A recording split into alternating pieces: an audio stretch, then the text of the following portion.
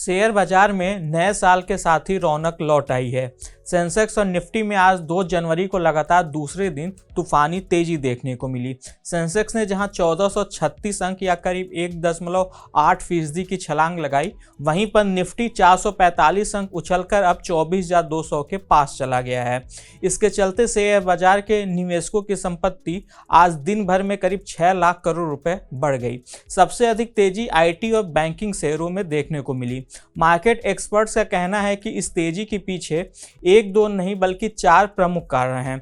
आइए इन्हें एक एक कर जानते हैं। नमस्कार, मैं हूं विक्रांत और आप देख रहे हैं मनी कंट्रोल हिंदी। पहला कारण है दिसंबर महीने का शानदार जीएसटी कलेक्शन। दिसंबर महीने में जीएसटी कलेक्शन पिछले साल की तुलना में 7.3% बढ़कर 1.77 लाख करोड़ रुपए पर पहुंच गया।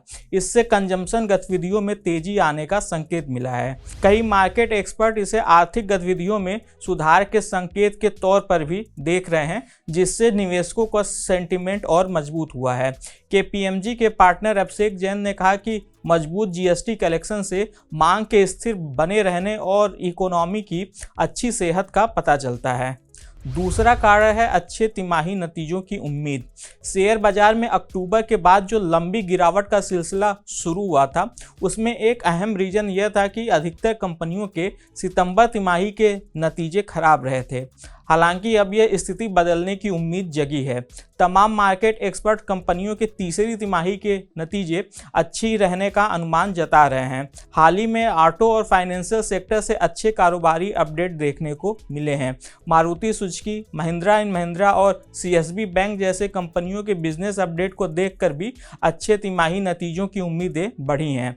जियोजीत फाइनेंशियल सर्विसेज के chief investment strategist VK Vijay Kumar का कहना है कि लग्जरी खपत वाले सेक्टर जैसे कि ज्वेलरी और हॉस्पिटैलिटी भी अच्छा प्रदर्शन कर सकते हैं।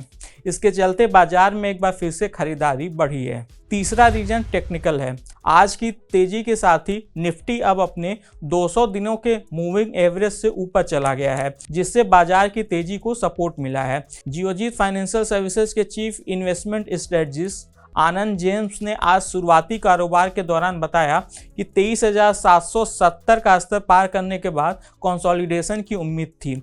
अगर निफ्टी 23,850 के ऊपर बना रहता है तो फिर यह 24,025 के स्तर तक जा सकता है। साथ ही उन्होंने यह भी कहा कि बाजार में उतार चढ़ाव की आशंका अभी भी चिंता का एक विषय बनी हुई है, लेकिन अब इस स्तर पर गिरावट की संभावना कम ही दिखती है।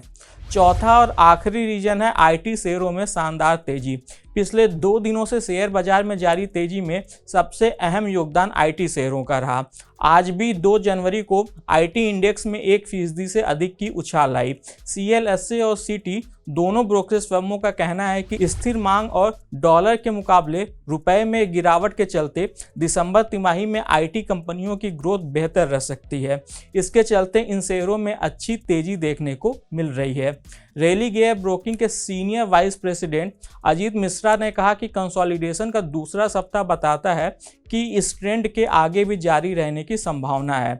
ट्रेडर्स को इस समय मजबूत मोमेंटम दिखाने वाले शेयरों पर ध्यान देना चाहिए, खासकर फार्मा और एफएमसीजी सेक्टर के स्टॉक्स। आज के इस खास वीडियो में बस इतना ही। आपको यह जानकारी कैसी लगी हमें कमेंट कर जरूर बताइएगा। बिजनेस और स्टॉक मार्केट से जुड़ी ऐसी खबरों के लिए आप हमारी मनी कंट्रोल हिंदी की वेबसाइट को विजिट कर सकते हैं। इसके अलावा आप हमें यूट्यूब, फेसबुक, इंस्टाग्राम और एक्स यानी कि ट्विटर पर भी फॉलो कर सकते हैं। Thank you.